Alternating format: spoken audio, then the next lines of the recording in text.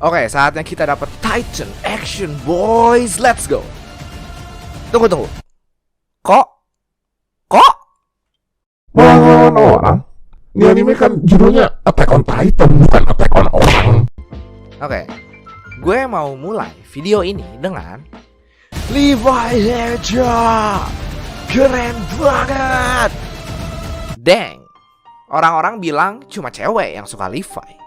Tapi ngelihat adegan ini, gue jadi mempertanyakan kelaki-lakian gue. Anyway, hari ini gue bakal obrolin Attack on Titan Season 3 Part 1 tapi ya. Jadi cuma 12 episode dari Season 3 doang. Gue gak tahu video ini bakal jadi kayak gimana ya. Intinya di video ini gue bakal ngomongin hal yang gue suka dari Season 3. 2 episode pertama di Season 3 ini singkatnya tuh, kenapa kita ngelawan manusia? Bukannya kita ngelawan Titan raksasa yang jahat? Ya, manusia juga ada yang jahat, jadi kita bunuh manusia jahat. Karakter yang biasa dengan mudahnya ngebunuh Titan karena Titan cuma raksasa gila pemakan manusia, sekarang dihadapkan dengan kenyataan kalau mereka itu harus ngebunuh manusia juga. Yang makin gue sukanya lagi nih, di sini tuh manusia yang harus mereka bunuh juga bukan orang jahat, tapi cuma orang yang tujuannya berbeda sama pasukan pengintai. Dilema kayak gini tuh biasanya di skip di anime shonen lain, ataupun dipermudah dengan ngebuat orang yang dilawan protagonis kita itu jahat sejahat mungkin. Jadi pertanyaan apa ngebunuh orang lain itu hal yang salah, ya dilewatin aja biasanya. Armin dan kawan-kawan yang awalnya berusaha bertarung dengan penuh keyakinan untuk umat manusia, sekarang mereka udah gak bisa nganggap diri mereka orang baik lagi setelah kondisi ini memaksakan mereka harus ngebunuh manusia lain. Sejauh ini dia adalah karakter yang paling gue suka di sini. Sebelumnya dia cuma numpang lewat doang, tapi di sini dia dapat fokus yang gue tunggu-tunggu. Dari awal gue nonton sih udah kelihatan gitu, nih orang tuh bakal keren. Apalagi setelah di season 2 dia ngorbanin tangannya dan dengan gilanya ngebawa kumpulan Pure Titan untuk ngelawan Reiner.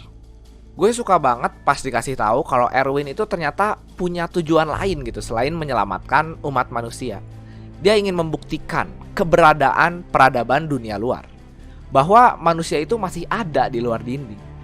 Kudeta di sini juga gue di luar dugaan suka banget. Padahal isinya tuh cuma ngobrol doang, gak ada action.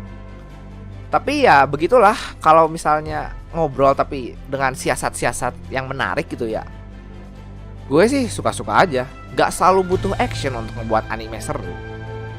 Dan kalimat yang benar-benar ngebuat Erwin jadi salah satu karakter favorit gue di sini itu di saat beres kudeta, sukses, dia tuh bukannya seneng, tapi malah dia tuh khawatir gitu.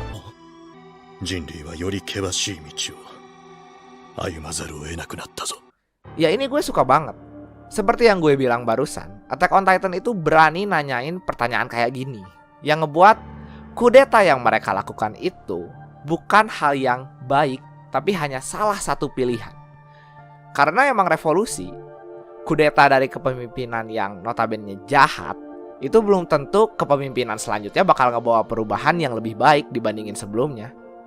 Di saat inilah gue ngerasa, oh shit, ini anime bisa jadi bagus banget. Historia sih yang paling drastis perubahannya dari awal cerita ini dimulai. Dari yang cuma jadi waifu bait favorit semua orang, jadi ratu favorit semua orang. Tapi emang benar, Historia yang nolak buat jadi Titan dan ngemakan Eren itu damn sih. Dia milih pilihan yang lebih berat dengan nolak keluarganya dan milih Eren. Belum lagi dia jugalah yang ngebunuh bapaknya gitu di saat bapaknya udah berubah jadi Titan. Dari yang awalnya selalu ngedengerin kata orang, sekarang dia udah bodo amat. Dan akhirnya dia ngelakuin hal yang dia mau. Lanjut ke Kid Shadis yang ternyata dia balik lagi ya. Gue kira dia cuma ada jadi trainer galak doang di season 1. Ini Isayama sumpah deh, kenapa jago banget ngebuat karakter yang numpang lewat doang jadi bagus. Padahal dia muncul di sini cuma buat bercerita doang, tapi damn ceritanya bagus banget. Bahkan pemimpin pasukan pengintai sebelumnya, dia ini punya tujuan lain selain melindungi umat manusia gitu. Dari yang gue lihat nih, dia itu ambis jadi komandan pasukan pengintai gara-gara bucin. Udah mah bucin, ceweknya malah nikah sama temennya. Sad. Ngomongin apa gue barusan? Oh iya, cerita si Kid Shadis. Hal-hal yang kayak ginilah yang ngebuat karakter itu berasa manusiawi.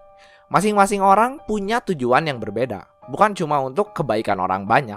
Dikasih taunya kita, ternyata dia turun dari jabatan pemimpin pasukan pengintai cuma gara-gara ngerasa dirinya itu nggak spesial. Cuma gara-gara ngerasa dia ini lebih rendah dari rekan-rekannya di pasukan pengintai. Itu gue suka banget. Belum lagi ternyata di season 1 peralatan Eren yang disebut karatan ternyata dirusak sama dia supaya Eren gak mati di medan perang lawan Titan.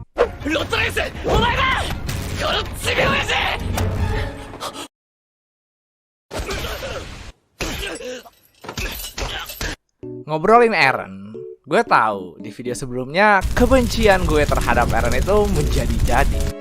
Tapi di sini akhirnya dia dapat pengembangan karakter yang ditunggu-tunggu. Dari dia yang teriak-teriak, marah-marah mulu, jadi cengeng, nangis-nangis mulu. Gak, tapi serius deh. Gue suka akhirnya Eren berubah dan mulai berpikir sejenak gitu tentang hal-hal yang udah terjadi sampai sekarang. Mungkin bakal ada yang bingung kenapa Eren malah pingin ngorbanin diri melulu di sini. Tiap-tiap dia ngomong tuh, udah biarin aku dimakan. Ya, gue ngerti sih. Berada di posisi Eren itu adalah hal yang paling gak enak sepanjang sejarah umat manusia. Lu doang yang punya kekuatan Titan. Lu doang yang bisa ngelawan mereka. Tapi lu juga bukan orang spesial yang bisa segalanya. Kalau dipikir-pikir lagi, gue malah jadi kasihan sama si Eren. Tapi pesan terakhir yang dikasih ibunya Eren itu, wah, bener-bener ngena banget. 少なくともこの子は偉大になんてならなくても人より優れていなくたってだって見てくださいよ、こんなに可愛い。だからこの子はもう偉いんです。この世界に生まれてきてくれたんだから。 Anime dengan pesan yang bagus. Wah, udah sih, Attack on Titan udah masuk jadi salah satu anime favorit gue. Tapi ya MVP season ini ya jelas kapten favorit kita semua, Levi Hechon. Bukan cuma dari betapa keren action scene-nya dia gitu, tapi gue suka aja sifat dia yang gak pernah ngerasa bijak. Di saat dia nyuruh timnya bertarung ngelawan manusia lain pun, Levi gak sok-sokan kalau dia itu tahu hal apa yang benar. Dia cuma ngelakuin hal yang harus dilakukan. Itu aja. Kenny juga, dia itu adalah antagonis yang bagus. Sayang aja dia munculnya kurang lama. Tujuan dia ngebantuin keluarga Reis itu untuk jadi Titan. Dia penasaran kalau ngelihat orang lain tuh yang punya kekuatan founder Titan, kayak Uri Reis sama anaknya si Rod Reis, Frida. Mereka semua tuh jadi pada baik hati dan gak mau perang sama sekali. Intinya jadi pada baik hati dan tidak sombong.